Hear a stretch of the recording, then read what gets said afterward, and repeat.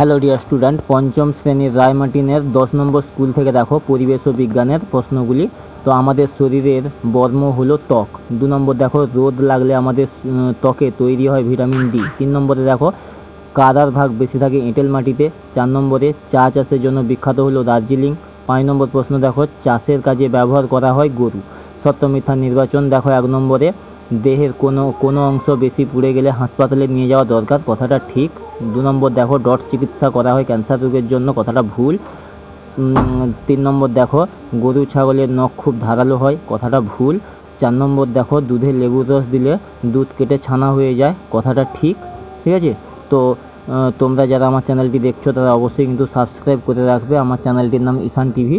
আমার আরও একটা চ্যানেল রয়েছে রিসান টিভি নামে, তো সেটাও তোমরা চাইলে সাবস্ক্রাইব করে রাখতে পারো।